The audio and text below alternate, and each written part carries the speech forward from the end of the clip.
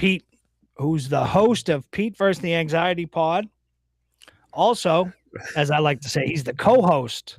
He's not the host. He's the co-host of Voice of the Voiceless, starring our good friend Maddie Andrews, who's not here tonight. We love you, Maddie. We miss you here.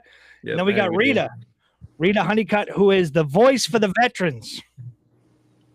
That's who she is.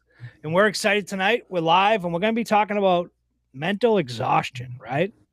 And Pete was just talking about it off air about what he's going through, right? And I would say Pete's suffering from some mental exhaustion. Rita's had a couple weeks from hell, right, Rita? Oh, yeah. It's been interesting. Yeah, no, like I was telling you, though, guys, remember, I told you, like, the vicious cycle I'm going through, and that's been the pattern, is like I get so, like, I work nights and I record during the day, so Monday and Tuesday are my both days to record. So, like, as I'm going, the vicious pattern is that it happens to end on the 2 days I'm supposed to record. So, like, I'm making it through these recordings, but I'm so emotionally drained at that point. My depression sucking me into the hole, you know. And like I said, Danny and I were discussing it, and she had mentioned to me, she said, hey, listen, you notice this pattern that it always happens on the last day of your week, which is technically Monday for me, because, you know, my weeks start Tuesday and things like that too. And it's just like, and I got a jam-packed schedule. I was telling Rita a little bit about it. I've already closed out May. We're into June now. Well, you're not getting any rest either, Pete. The 2 days you're supposed to be resting, you're shooting. No, I sleep most of the day, like, because I don't do anything during the day mostly. So, like, I'll go to the gym in the morning and I'll come home and I'll crash out. I'm just not prioritizing sleep as much as I should and getting more rest. So, you know, I try to do too much, and I really don't have to do as much as I need to. So, like, you know, today I literally got a lot of sleep. So I've been trying to make sure I get more sleep. And then Sunday is the day I need to really start recharging as well, because Mondays are going to be busy. I'm swamped. Like, you got to remember, Pete, there's only 24 hours in a day. Yeah, I know. But you got to remember that. You can't do it all.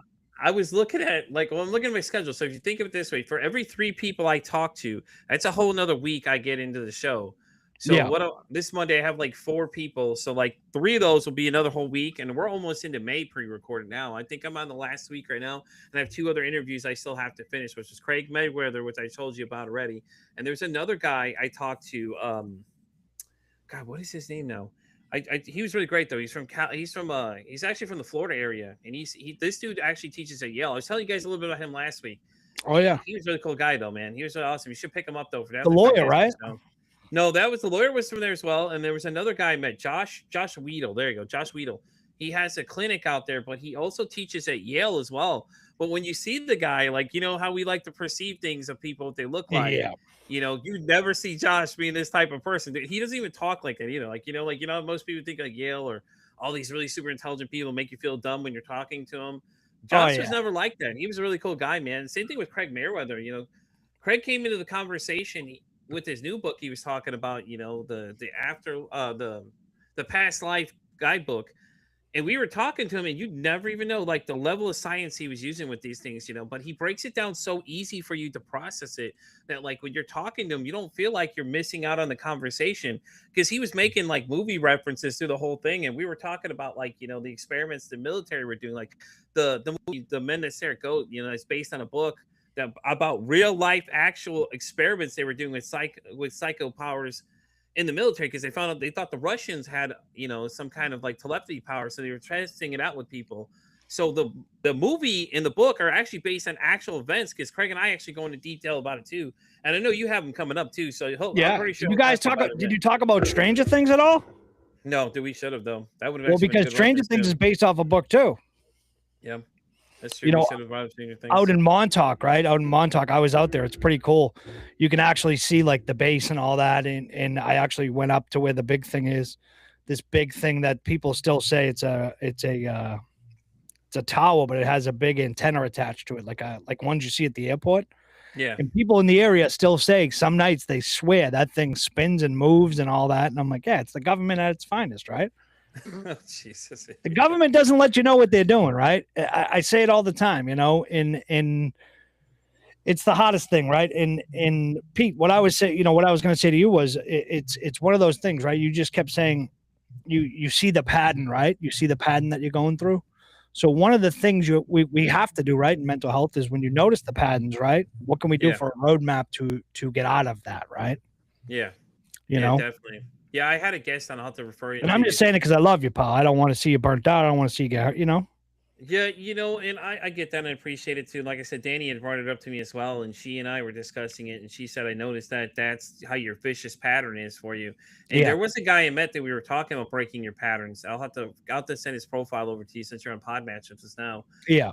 Tony was really great though. We had discussed that in his episode about breaking the pattern, certain things like how like a lot of times you go in these patterns, like your relationships are the same way, like you keep dating the same people, like you date a narcissist and you go to another narcissist, but then if once you break that cycle, the pattern, it's different. Now you've broken the pattern because a lot of people are creature habits. It's like Yeah. we all Exactly. like the same things like that too. A So lot of people get comfortable, right?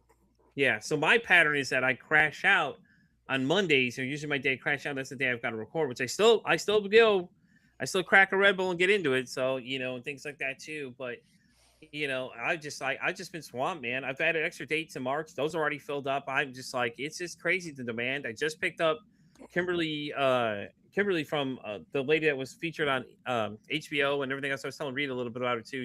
Apparently she's a fitness person too. I didn't know that as well. And I was looking at some of her books and things like that too. So I just got her. I shot my shot, got her. She responded back to me. I was shocked she even responded. Honestly, 13,000 followers, and she responds to my one message. I was just like, Yeah. hey, that says a lot right there. Look, and this goes for Red Bull, right? Pete versus the Anxiety Podcast and Uncle Jimmy's podcast would love to be the official podcast of Red Bull. That's right. There you If go. you would love to send us some, if you would love to send us some Red Bulls, we can always, I can stack them up right in front of me and drink them just as much. I drink Red Bulls just for the taste. As I like to lie to people and say, yeah, I just drink it because I love the taste. No, I need some energy. And every 2 hours, some days, it's like, caffeine. And one of the biggest things I'm an energy consumer. Okay. So let me tell you this. I can tell you Red Bull is the one at least to have any problems with. Like I've had Celsius, can't do those. C4s, if I really need it, I go to that one. Yeah. Monster, it's 50-50 if I'm really feeling it. I just don't like the way I feel after them. But Red Bull seems the only one I can take in, and I don't feel any side effects, anything weird about it. It just kind of gives you that lift up and lifts you down kind of thing. Gives you wings. And I like. Yeah, I do that every time my friend in Canada, I crack it. I record the sound of the can opening. And I go, Red Bull gives you wings because she's a big Monster consumer. So Look, she I would can't get the same thing as we can. So I would love to at the beginning of the show just say, Uncle Jimmy's podcast, the proud sponsor of Red Bull. Red Bull, if you're listening, Pete versus the Anxiety Podcast or Voice of the Voiceless. We're looking for some. All that you need to do is just throw us a couple cases a month. That's it. We're not even looking for money right now. Oh no, I agree. Listen, I'm down. So Rita, I'll tell you what flavors I want too.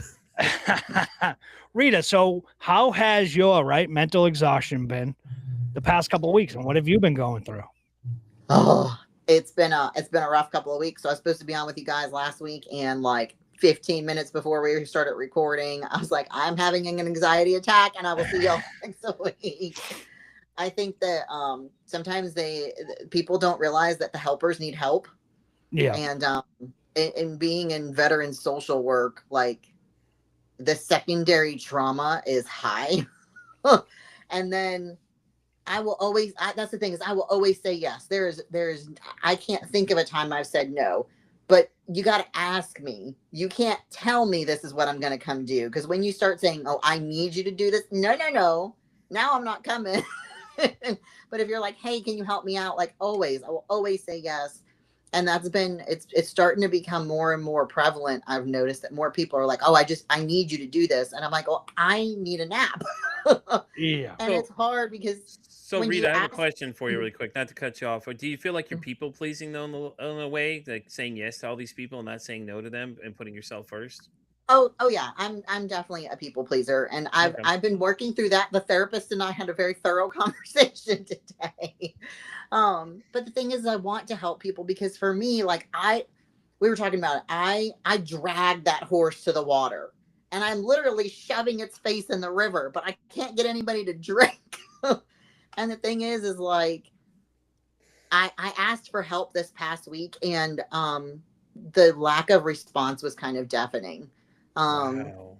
Because we have a tree in our front yard that's dead, and I'm like really concerned. It's one day it's going to come through my living room, and my husband, he's in construction, and we've been doing this for a long time. I know how to take down a tree. He knows how to take down a tree, but we just needed an extra set of hands to help with like picking up sticks and debris and stuff. And so I put out a post. I was like, I can't pay anybody, but I will buy you lunch. Like, anybody available for just a couple hours?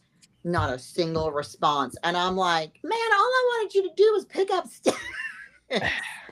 And it was just like, oh, it's so heartbreaking because you're like, I will do anything for anybody. And then when you realize that you're like, you're so alone, it's like, man.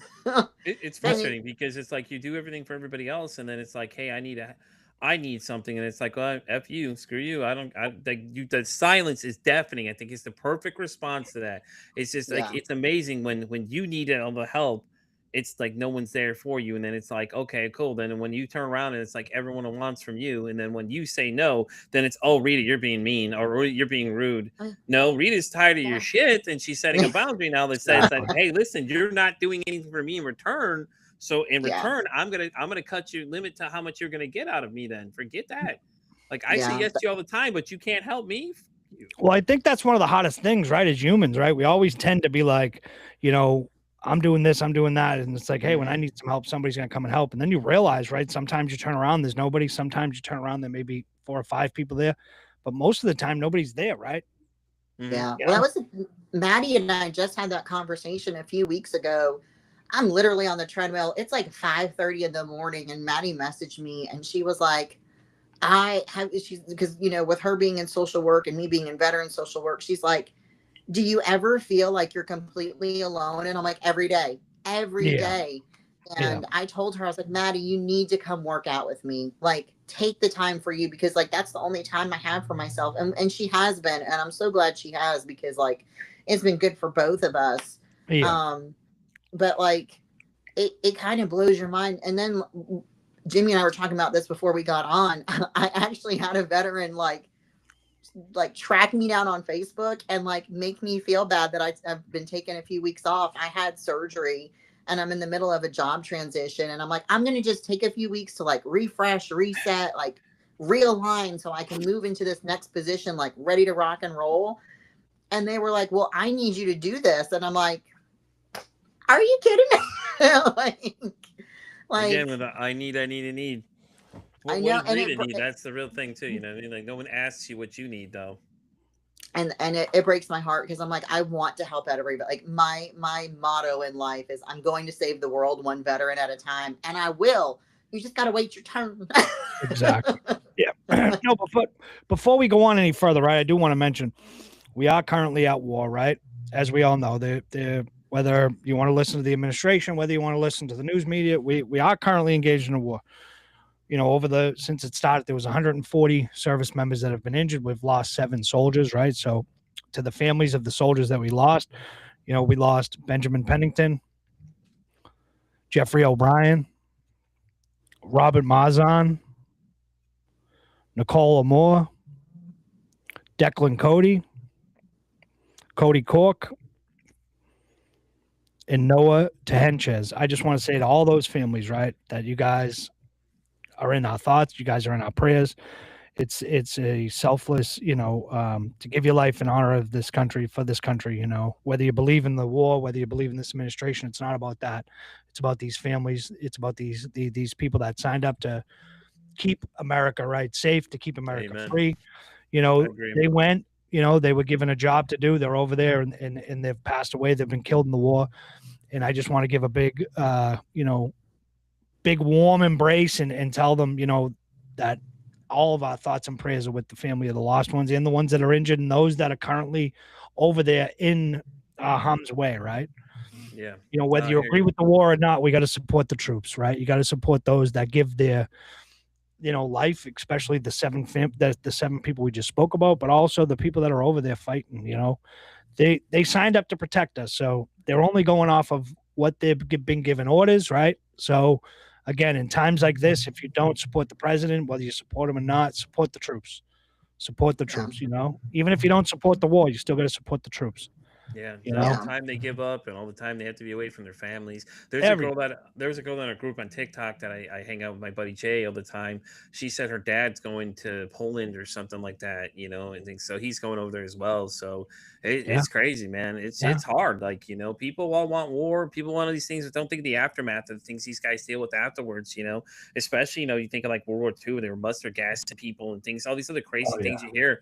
Like, you know, the book I read in high school, Voices of Vietnam, was of an interesting perspective to things too, because these are actual letters of these people writing home of these crazy events that are happening. And it's some wild, I'm talking some really yeah. hard stuff to read. Like, there's a guy who was 15 who had to execute somebody with the butt of his gun because it was him or this other kid. And the other kid who had to be a little bit younger than him was like 13, 14 around there, because, you know, the Viet Cong were recruiting anybody to come help them, telling them, oh, you know, they got to, you know, all these things. And we're doing the same thing. We're going in blind. We don't know what's going on. We're just trying to get in. We're getting in the middle of you know, these guys are in there seeing these things.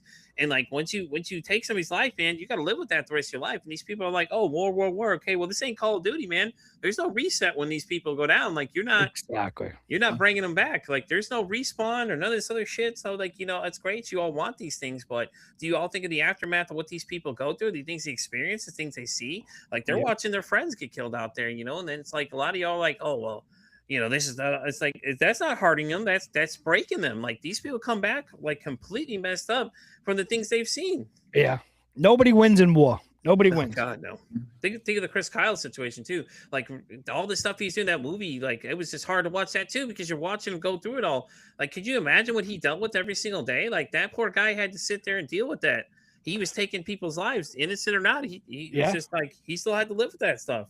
Look, and Rita, you must see that every day, right? You must see guys that served from Vietnam on up, right? In the first conflict in Iraq, you know, throughout the Middle East, you know, the last current war that we had in Iraq and then Afghanistan, right? So you're dealing with veteran services. So you're seeing these guys that have fought from, you know, probably Vietnam on up, right? And you're seeing the you know, think of it, a guy you probably see that went to Vietnam, right? He's still dealing with the effects of it now. Oh yeah, we see it. We see it every day, and that's why, like, what we do is so important, because, like, sometimes when I had surprisingly, I still have Korean War vets, and I had a Korean War vet sit down with me, and some of the stuff that it was like, he said, "You're the first person I've told any of this to do." Like, the man is 96 years old. He's been bottling this up for how long? And it's just so heartbreaking, because, like, so one of the things that I've been working through is I think I process everything super logically, which is good for my job, but is not great for my emotional health. Emotional well-being, yeah. And I'm like, all right, this is what we need to do. Like, even today, you know, we found out our friend was in an accident, and the first things that run through my mind is, who's letting out the dog? You know, did you call the VA 72-hour line? You know, all these different things. Like, I was not emotional about the situation at all, because for me, like, what am I supposed to do? Like, I can't sit here and be upset. Let me take care of all these pieces. And, you know, I'm saying this, and I'm going, and my husband, bless his heart, I'm so grateful. My husband is the sensitive soul, because he's like, I'm so glad that you rationalize and do these things. He's like, because if you were panicking, like, what good would that do anybody? But internally, I'm like, oh my God, I'm in turmoil. Well, Rita, how does that feel, right? Rita, how does that feel when the Korean War guy says to you, you know, I'm telling you things I've never said before? Oh yeah, it's absolutely heartbreaking, because they have this mindset of, like, you know, we were, I say the joke, but it's not really a joke, because we were always told, you know, I'll give you a reason to cry. And so, like, we have been trained that emotion is weakness. And it's heartbreaking, because now in his older age, he's like, no, emotion is not weakness. It's crucial. It's fundamental. And it breaks your heart, because they have felt like they've had to internalize this. This guy for almost 70 years has internalized this. Yeah. Like, I mean, and we see it every single day in the veteran world.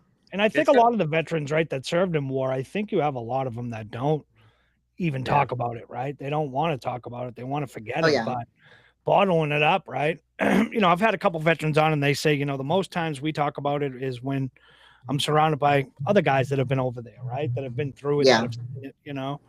and it's tough because, again, these, men and women, mostly teenagers, right? 18 to 25 that sign up for the military, right? Their brains still aren't even fully developed. And here you Mm-hmm. are, right? Here's a gun. You're off in a foreign country, whether it was Iraq and Afghanistan during my, when I was growing up.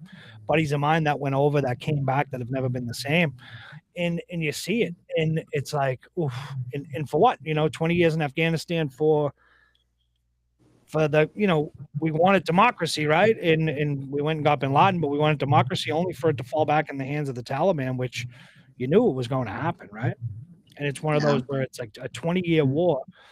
Everyone was mad at Biden for pulling out, and what do?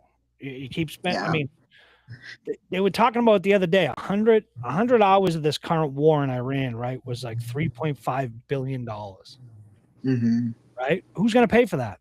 Ree's going to pay for that. Pete's going to pay for that. I'm going to pay for that, right? But also, right, in war, who gets rich? The military-industrial complex, right? The billionaires they get more money, right? The guys that run Raytheon and the rest of these companies that build bombs and missiles, and they're the ones that make money, Yeah. And war is And that's, profitable. yeah.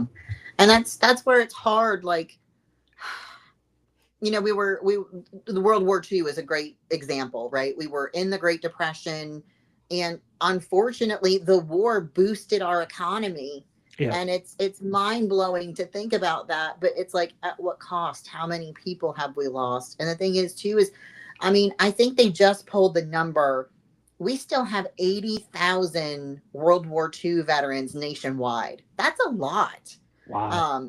Considering, but like, what are those guys going through every day? And it just, it breaks your heart, because a lot of them still don't talk about things, or occasionally they do, but like you said, they're only talking to other veterans. And the thing is too is, we see it with our guys, like a lot of them, of my age group that have been through Afghanistan, Iran, and Iraq. They're kind of like, they feel like, what did we do? At least like with World War II, I feel like, we got Hitler, right? Like, yeah, it was a common goal, a common, yeah, and they got that closure, but now there's no closure, and it's like, well, how long is it going to be till they get the closure that they need? Because that might be the mental health, support that they're looking for. It's hard. It really is. And like, there's only so much you can do every day, and that's why it's like, what supports can we put in place? And that's why, like Maddie's a perfect example. What she does as a peer support specialist. I love peer support specialists, because you're talking to a person who's been in your shoes, and I think that has been so crucial in the mental health game, to really like up those people and what they do. I know the VA has been working on getting more and more into the system, and they need it, because those people are making breakthroughs we never made before. Yeah. Now, Rita, do you think that's one of your biggest pushes, right? Of being there, being available almost 24/7, to the veterans, being a veteran yourself as well, but, being there for them, because you never know what they're calling for, right? They're always looking for service. Oh, They're yeah. always looking for help, right? And it's one of those where it's like your phone probably, doesn't stop. Oh, yeah. Before we got on here, I think I answered like 8 text messages, and I'm like, I'm sorry. Today, I was literally like, a veteran. There's 2 new veteran businesses up and coming, and they're like, we just need some help, like cleaning out our warehouse. And I'm like, all right, I'm coming with the trash bags, y'all. And so, like, did that this morning, and then this afternoon it's answering messages about claims and support and all those things. Because the thing is people don't realize, like, with what they okay, so when people see veteran benefits, they think, oh, you're getting this disability every month. Well, I can tell you for a fact, most of us would rather have our health than the money. Yeah. But it's also putting supports in place, like employment, housing. Like, I'm in the middle of, there's a company locally. He's absolutely amazing. Our friend Ben, he owns King's Barbecue, and we've been working with him and another friend. We're trying to get at least 4 veteran communities in our area that people can have like a transitional housing when they get out and they're trying to get into an apartment or a house or something, that there's that support for them. Because, like, they just need a leg up. Like they're willing to do whatever they need to do. They just need a leg up. But I think that's anybody. One of the things we talked about today was, you know, you people see people with substance use of some sort, whether alcohol, drugs, all these different things, right? And so I was on a panel back about this time last year, Suicide Prevention Summit, and somebody asked me the question of like, you know, what do you do in your situation when you're dealing with people with substance use? And like, I treat them like every other person, because nobody wakes up one day and goes, oh, I want to be a heroin addict. Like Right. things happened. and I feel like when I said that, like I saw a couple of light bulbs go off, but it's like everybody just wants to be supported in some way, shape, or form. You know, we talk about like with kids, it takes a village. It's like it takes a village with everything. It doesn't just stop when you turn 18. Exactly. And that's why I'm like, no, you still need to be there for each other in the community. And like I said, that's why last week was the perfect example. I'm like, I got nobody in my community right now. Like, what am I supposed to do? Well, and that's why, you know, that's why Rita, Pete, myself, you know, Maddie, we're all building these small communities, right? To merge together and know that, you know, we, at least at the end of the day, right, we got each other, right? Yeah. Got the people we're talking to. We got the guests that Pete has on, I have on, Voice of the Voiceless has on, right? And we're building this community where we want people to know, right? It's okay not to be okay, right? Yeah. But you know, when it starts stringing into 3 or 4 weeks of not being okay, you know, seek some help. And if not, give me a call, give Pete a call, give Rita a call, give Maddie a call. We'll point you in the right direction. We'll talk to you. We'll hold space for you, right? Because we've all been there before, right? And we know sometimes that, you know, being there, you always feel like, right, when you're in the middle of it, like, shit, nobody's got my back, right? Nobody's here. And then sometimes you come out on the other side of it and you say, oh shit, I should have called this one, I should have called that one. But you know, when you're in the middle of it, you don't know who the fuck to call, right? Exactly. You know, my thing like was eternal hell, so you don't know. Yeah.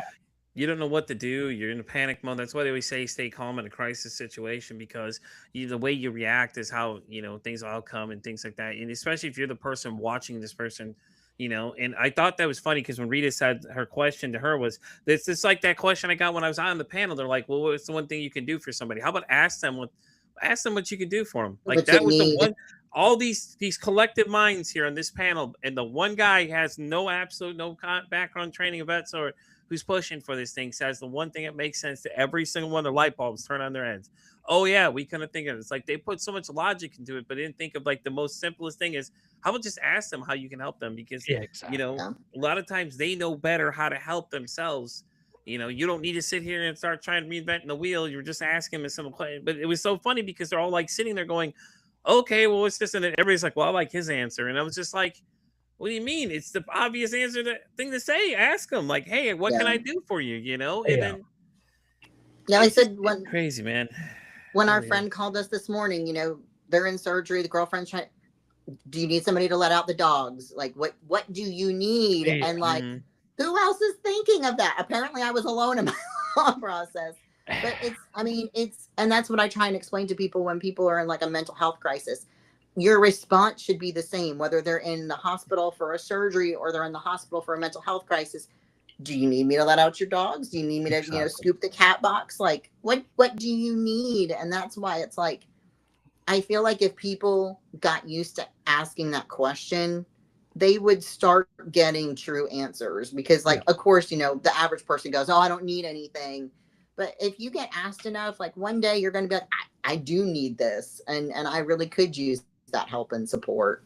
That's why I love rap sheets. Have y'all ever done your rap sheet? No.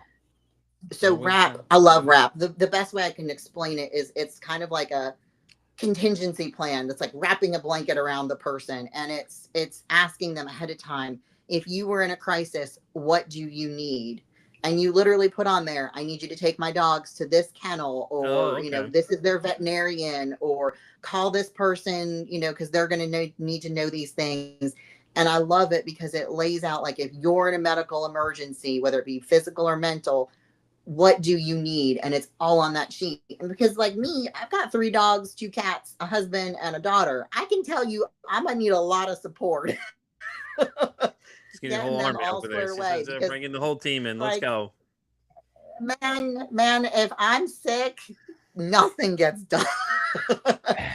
You know, that's funny you Like, say that though, because that's why I tell people that if you don't put yourself first, and I've had this conversation with a young gentleman, he goes by Red, but he was in a similar situation. He's like, I had to remove myself to worry about my own mental health. And I said, well, you got kids, right? Okay, so you did the right thing. He felt bad because he left to take care of himself. I said, but think about this way, Red. If you didn't take care of yourself, you couldn't do anything for those kids anyways, right? You're not going to be any good for them exactly. anyways.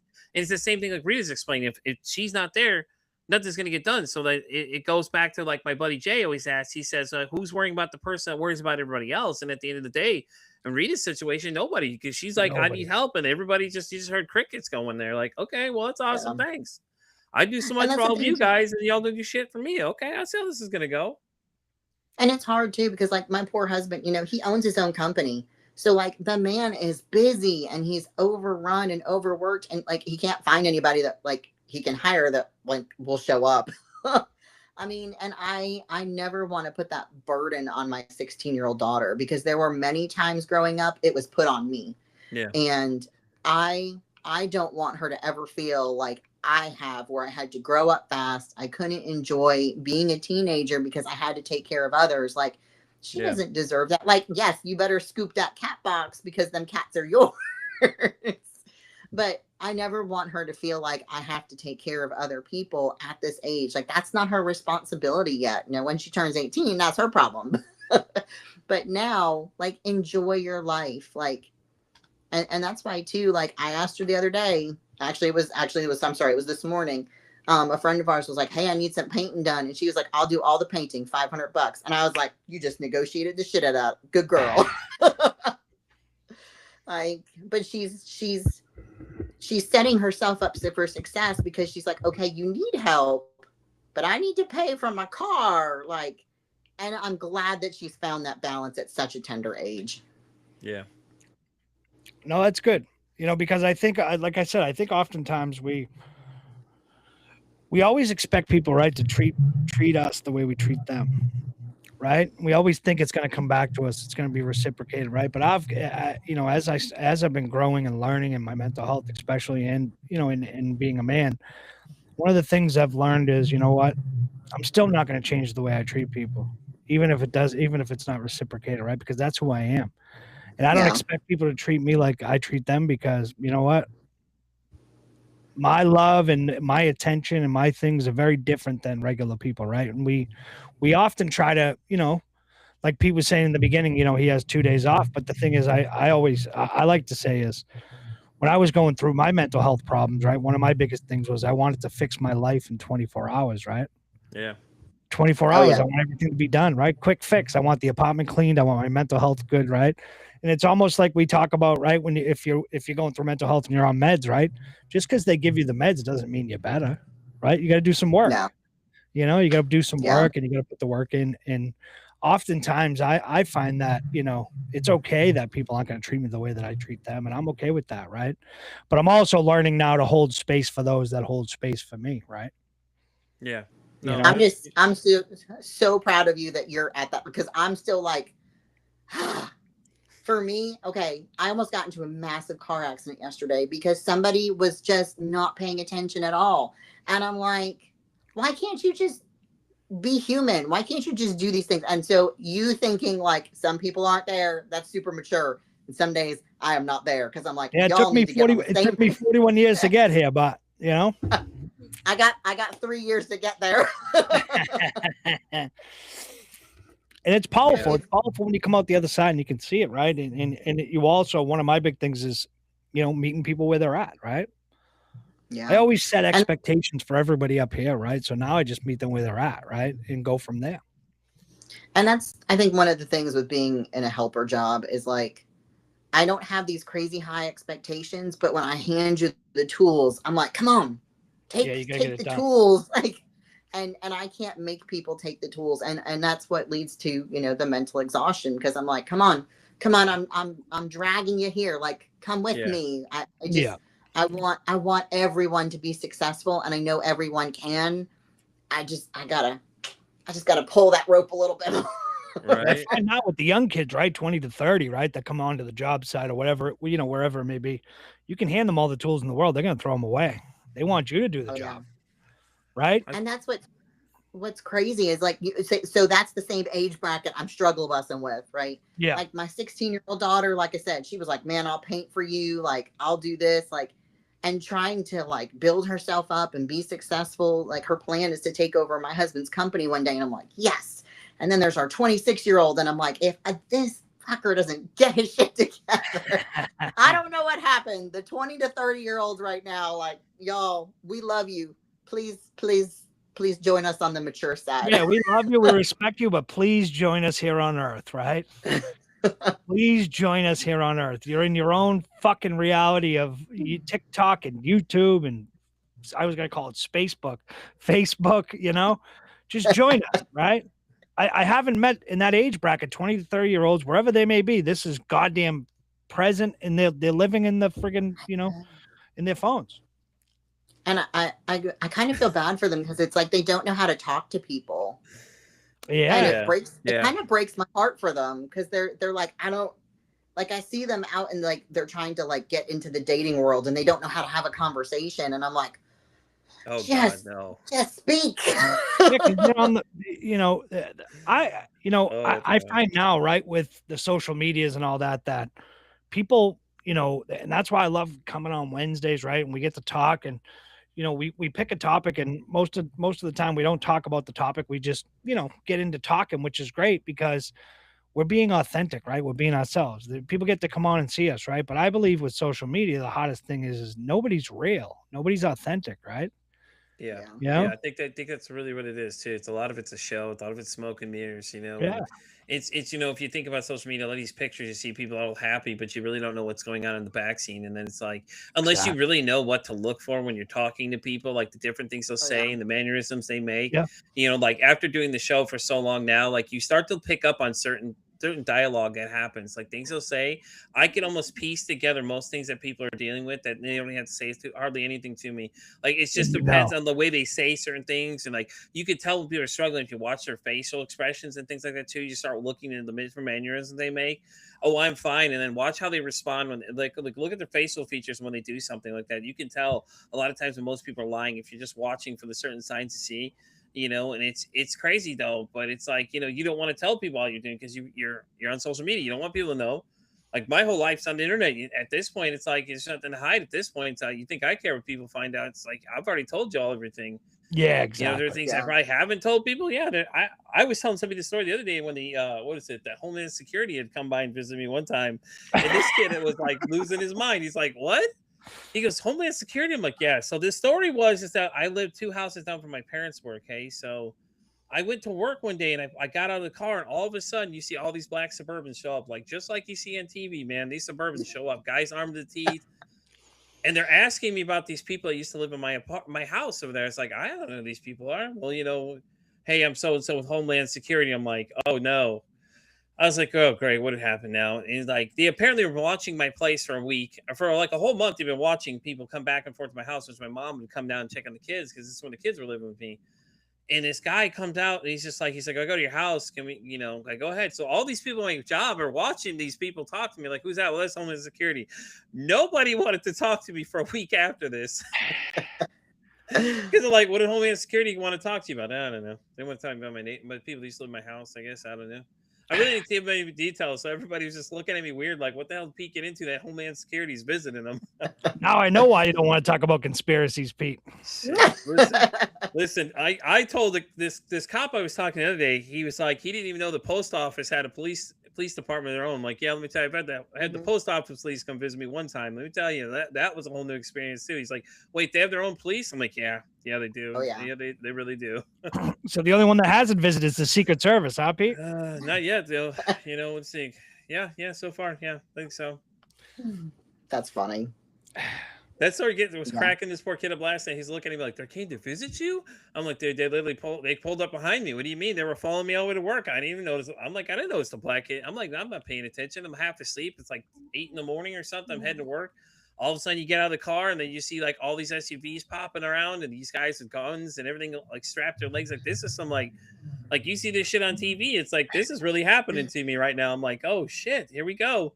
And then this guy comes out and he was super dickish, but I get what his job is though. I mean, like he takes this shit's real. Like And who were they Oh, boy. looking for, Pete? They were looking for the people that used to live in my house. Apparently, the two of them or wanted didn't really say what they were looking for, and I assumed drugs because we always used to make jokes that it was the Breaking Bad house because all these people would just literally come in. So it's the way the house sat. The house is here, the porch is here, and then there's like a little area to come just pull up right in front of it because it's really off the street, right outside the window to my right where I'm sitting right now. You could see it from here. They would just pull up, and all these cars would constantly be coming in and out all night, and we're like, "What the hell's going on down there?" You know, we always make jokes. It was the Breaking Bad house, and then here comes Homeland Security, and we're like, "Oh shit, they must have really been getting into something if Homeland wants to come talk to you." Then it gets even better. So it turns out that these people are related to one of my daughter's friends at the time. And she was like, "Oh, yeah, those are my cousins." I was like, "You might want to let your cousins know that Homeland Security's looking for." Like, I don't know what to tell you, man. Like, the government's looking for you. It ain't like the local cops are looking for you. You know, it's Homeland Security. You know you're in trouble when they come. You know, and then it was funny too. Speaking of like weird things I found the other day, one of my regular customers that came in, he actually got picked up for child pornography. Never would have expected anything from this guy. Like, you never would even noticed it. No weird signs gave off, no weird vibes. Apparently they raided his house and everything. And I was like, "What do you mean?" Somebody has mentioned it to me. They're like, "Hey, yeah, did you hear one of our regulars got picked up?" I'm like, "What do you mean?" And she goes and pulls up the photo, and it's a guy that I talked to every single morning for like the past 3 years. I had no idea this dude was getting into something like that. And it's just wild the things you find out that people are not, they're doing and they're behind closed doors. And it's just like, what the hell? Especially that. That's just disgusting. It's like, oh my God, dude. You never want to, you know, people are just. I got one better for y'all though too. Okay, so this guy ate lunch with same thing he got picked up for. Okay, so he had 15,000 files of child pornography on his computer. Now this individual, he was a little weird. So like he kind of gave it the kind of like he a little squirrely vibe, kind of little gave him a weird vibe. Like there's something was weird about him. You just couldn't tell what it was. Then you find out like after I graduated high school, like a few years later, he got picked up for having 15,000 files on his computer. I was like, that is insane. Jeez. And I sat and ate lunch with this guy every day. I sat and looked right across the table, this dude every single day. And this is the kind of shit he was doing at home in his own free time. It's just amazing the things you find out about people when shit really goes down. Maybe it's better that nobody came and helped me take down that tree, because now I'm like, what kind of friends do I have? Reasons are requesting everybody. So I start running. Next thing you know, Pete shows up in Secret Services with them. Like, what did you do now, Pete? Well, it's a long story short, you know. Well, I can only imagine the people at work. They're probably like, "Oh, Pete, what's Pete doing again? What did he do over there?" You know? Exactly. Yeah. No. Yeah. Oh, yeah. My boss would never expect you to because I watch like on my Instagram feed. I always make jokes about it. So these guys do this thing. Would you rather? So one of the would you rather's was, would you rather text your boss and tell her to give you a raise, but threaten to expose her on social media? Okay. So your evidence for social media is a picture of her shaking hands with Osama bin Laden in a stick figure form. Now, mind you, my boss would probably expect me to do this. I tell you right now, I guarantee she would expect me to do this one. Or you call the cops and tell them that you have unregistered firearms at your house, and when they show up, you start flexing in the door frame. Yes. I'm telling you right now, my boss would probably pick number one is the option of things I would do, just because the pure security of things I would do, just because I want to see her reaction to things, you know. And she's a big Dallas Cowboys fan, so like me and my other buddy would always try to get her to start talking trash with us, because she always has something to say, come back. Like she always had these really good comebacks all the time, so we always started joking around. So when I heard that one, I was like, oh my God. I'm like, you know, and I send these to my buddy all the time, Jay, and Jay always picks number one for most of these situations, but they get pretty raunchy though. These guys are saying some wild stuff. And I'm just like, oh my God, that one made me laugh so hard, because I'm like, I'm thinking about honestly doing this to my boss just to see what she says. It sounds like you work with a bunch of veterans.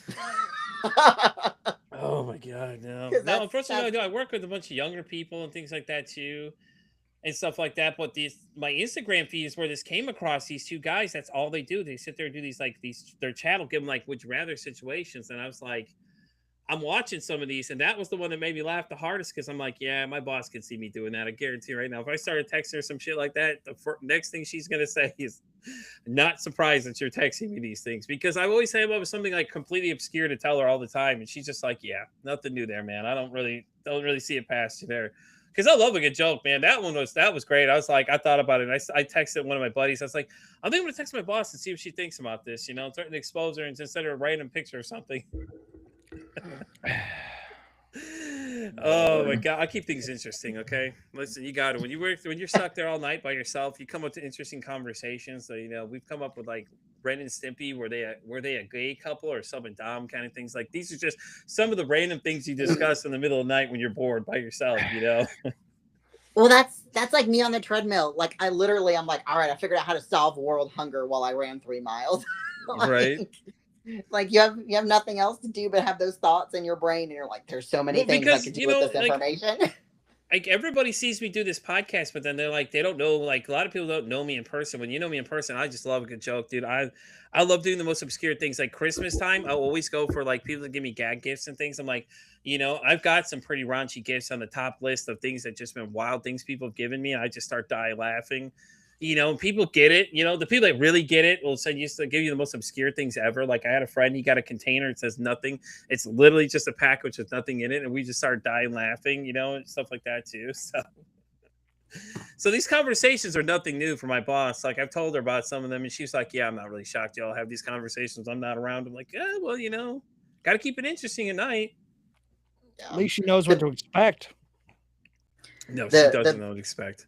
She knows I'm going to do something obscure, just not sure what I'm going to do exactly. But when it comes to certain things, like when push comes to shove, though, when shit goes down, she knows I'm the guy to call. Like she stopped the camera one time and told somebody that. She says, "You see that guy right there?" And I was on the camera, and she's like, "Yeah. As soon as something goes down, I don't have to worry about anything because he'll say something." Because I'll come to because I usually work with a lot of females at night. Now I have an all male staff with me now. But you always had these weird guys come in, it's like they don't know how to talk to girls, and they start thinking, like, Rita's point of like they just don't know how to communicate, and it's just like the things they say to them, just like I'm like, y'all are just some funny ass people. Like you'll just say the weirdest shit to people just to see what they're gonna say.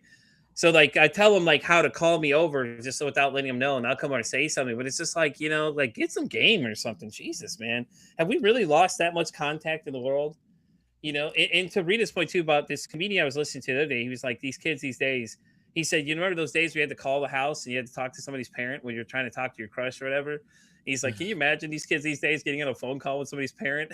And I had to phone their mom, like, here, so-and-so wants to talk to you. Bless.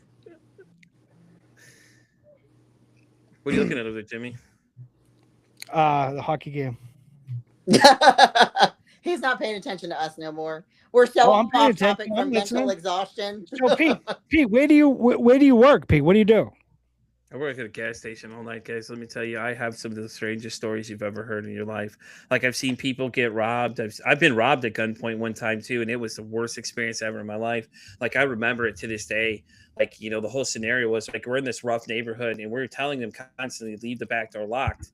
And what happens? They come through the back door, and I swear to God, when this is happening, it happens in slow motion. Like I'm watching this guy jump the counter, and two other guys are coming around. And next thing you know, I could feel the steel of the gun against my head and my chest. And I'm standing there like, oh shit, these are the scenarios they train you for, but you're never ready for. Yeah. Like it was the craziest 10 minutes of my life ever, dude. Like, my life flashed from my eyes several times because I didn't, like you get trained for these situations, but when you're in these situations, it's a whole nother ball game. You got to. How much did they get? Oh, I don't even remember, like $200 or so.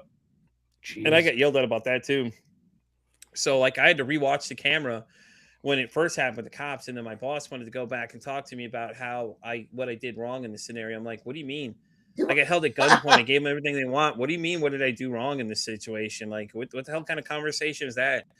Then my HR, I had a really great HR person though at the time though. She was really great. Her name was Lizzie. She called me and was telling Lizzie about what happened, and she was like, oh my fucking God, does that really happen? Because I told her that, and she goes, oh my fucking God, that really happened? Hold on a second. She hung up the phone, calls me back 5 minutes later, says, oh, you don't have to worry about that anymore. We already fired him. They fired the guy on the spot the minute they found out that's what he was telling me to do. And I was like, hats off to them, man. It was rough though. Like when you come back, it's like you having these flashbacks. Like I was constantly paranoid the whole time. My anxiety was at an all-time high because that back door, every time that door would open, I'd be looking at that door, staring at it across the room the whole time. Like every so often I'd be looking over there. And everybody's like, are you okay? Yeah, I'm good. Like I wouldn't tell people I was dealing because I had night terrors for weeks. And it was horrible. Like you just relived the image in your head. It just wouldn't go away. And it was this constant thing of like you were just seeing it happen over again. And you felt it, but it wasn't really there. You felt the steel of the gun in your head and your chest. You're just sitting there like, oh shit. You don't know what's going to happen next at that point, and your first instinct is just, you don't want to look at them either. And you're just like, you're trying to, in the panic, you're like trying to do what they want, you know, and you're trying to listen to them, but you're freaking out at the same time. It was horrible. And then everybody afterwards always had some advice. I'm like, that's cool, man. Listen, when you're in the middle of this situation, I'd like to see how you handle it. Go right ahead. Please do whatever you like to do. You want How many robbers were there, Pete? 3 of them? 3 guys. One of the guys I actually knew, and I only knew it was because I recognized the sound of his voice and the look in his eyes. When he looked at me, he was talking to me. He made this kind of smirking idea, and I knew who he was because I could tell because I recognized his voice when he came back in, so I knew it was him. You know, but that you're not gonna do anything after that. There's nothing you can do about it at that point. So you know, I mean, it is what it is. You're not going to confront this person knowing that they probably have a firearm on them too, because it's Texas. Everybody got a firearm. Yeehaw! Here's your money. Dude, they could have the money. That's why I say now. I'm like, I tell these guys now, they all think it's a joke. I'm like, I train all my guys the same way. I said, if I were you, I'd be keeping an eye on that parking lot. You don't know who's out there, what's going on. And they all think I'm joking. I said, okay, one day when you get robbed, you'll find out. This ain't a game. And my boss is like, why do you tell them that? Because they need to know the honest truth. Like, they need to know that this is a possibility. What we're doing right now is, you know, somebody's going to come in here, and it's the rarity of it happening is probably going to be really slim to none, because we have so many cops that come through. Because where we're at, we're the only thing open at night. So you have a lot of them cycling through, and you have like state police coming through and all these other different areas coming through. But that doesn't mean you're still not going to get that person that comes in just adrenaline rush and trying to, because we had a guy steal like lottery tickets before. And like, hello, you're dumb to steal lottery tickets. I don't know what to tell you, man. They disable listings the minute you take them out the door, and they know you're stolen. Exactly. You're not getting any with them. This guy went to the next town over, went to the 7-Eleven, was robbing them too, and got stopped right there. I was laughing. I'm like, you know, it's like nobody thinks of anything they're doing. They just think of, oh, I'm trying to get rich, or I want the money, and it's like, was it really worth the risk? Pete, how much is gas now in Texas? $2.84 last I checked. That's it? Yeah. You're right. It's like $3.59 here, and I'm like, oh. Same here. I paid $3.69 today in Boston. I remember those days, man. I remember those days. Let me check it right out. I can check you the current gas price right now. I got the app. I have my store app on my phone because we get our discounts through there too. Yeah. So it'll tell me the gas prices. I can look at them right now. Currently, we're selling gas for $2.87. Wow. Yeah. Good old Texas. Yep. Good old Texas, man. Well, you guys have tons of it down there anyways. Actually, I'm sorry. We're $3.47 right now. My bad. I'm looking at the right prices now. Oh, $3.47. Yeah. See, that's just about right. We've gone up a little bit. Ours fluctuates though with gas. A lot of it fluctuates. So like every day you pass by. The other day when I filled up, it was like $2.84. So it kind of bounces up and down a lot. So like we watch the prices yo-yo all the time. So I mean, it happens. It changes every single day. But we watch it happen too. Sometimes they'll send it into us, and we'll see what the prices are going to change. So the way a lot of these guys will do it is they'll change it on the sign. If it's going up, they'll change the gas pump first and then change the sign next. So they already got you. I'm like, this is such a shady tactic. Then they'll change the signs. So they're bringing it down. They leave the higher price on the sign, but change the pumps first, and then they'll change the sign again. Like the same thing, they'll drop it down, or they'll drop the sign first, and then they'll do the pump second. So you come in thinking that's. I'm like, this is such a dirty tactic, but it's how they do it, though. I mean, it's just how the game works, man. It's sad, but it's just what they do. It's a business. They got to make money. Actually, they break even on most of that stuff too. Honestly, the real seller a lot of times are the restaurants and the stores and things like that. One place I was working on the East Coast, and these guys were making $1 million off a 39-cent add-on. Like there's where their moneymaker was, is to get you in the store. The gas is just a break even. It's to get you to buy the extra crap that's in the store. That's where they get their money from you. Well, that's the people, right? The criminals, right? When they steal, when they do like credit card schemes and all that, people don't realize they steal a penny from every card, right? But they steal from 1 million cards. You don't even notice a penny, right? Mm-hmm. So it's the small things. One thing that always blows my mind is like, why are you stealing from poor people? Like if like one of my credit cards got hacked a few months ago, and they tried to run for like $132. Well, for me, that's a lot of money. Yeah. Why would you not steal from somebody who's got like a lot of money? Because they're gonna be like, oh, I must have spent that, because they're not thinking about it. I track every dime. $135 on my credit card. They ain't getting far. They're getting rejected. Yeah, right. Yeah, I keep all my cards locked for that reason, so I unlock them when I need to. So everything bounces back, and it's like, oh, this payment failed. It only failed because I need to know what's coming out of my accounts and things like that. Because I try to keep track of my stuff, but I'm terrible with that. Like I've got the like, the Riverside that comes out, the website I have for my website domain. I pay for that, and I pay for the Adobe I use to schedule everything, like spit all my content out for me, which is nice because all these tools work. The only thing I don't pay for is my calendar because I'm like, I don't need all the other features of it. It's like, yeah, I could pay X amount per month for it. It's like, or I'm like, yeah, or I could just use the free option and just do it myself. That works too, because a lot of it's like sending out email reminders. It's like most of those will send it to you and ask you to put it in your Google Calendar anyway. So a lot of those nowadays, it's an automatic function they do. So it's so much nicer though with all the automated systems. Like trying to schedule people, I just send them the calendar. I'm like, y'all gotta have to figure this out from here. Like if it doesn't fall in the dates where you need to be, maybe you shouldn't sleep on it then. That's not my fault. Like I was telling Reed a little bit, like this guy was like, "Hey, your calendar for extra calendar for March is full." I was like, I kind of booked pretty fast, man. Like I'm already out to June, and like I said, I do 3 to 4 people on those 2 days. So every 3 people's a week. So I'm doing 2 weeks at a time with the recordings. Yeah, and if you don't catch me, go schedule me in June or July. I just used to. My thing, Pete, was always like, okay, I'll find a place and I'll find a hole to fill them in, and then it's just like I'm exhausted. Some people I'll do that for if I really want them on, or I need some kind of restriction. Like the one guy I was talking to before I got in here, it was different because he has a book coming out in April, and I said, listen, man, I'll get your episode out on the 8th. Yeah. If I have to double drop, I'll double drop. I don't care. I'll just put it right there. It's not a big deal.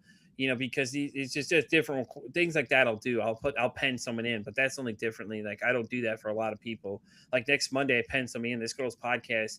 She's got some wild story to tell, though. I was listening to a little bit of it, but it's going to be a crazy story. It's gonna be right up there with the last wild story I got told here a few weeks ago, where I was telling you guys about it. I was telling you, Maddie, Rita wasn't here for that one, but the story was just like, holy crap! After 55 minutes, I was like, yeah, we got to stop. I can't do this anymore. This is just too much.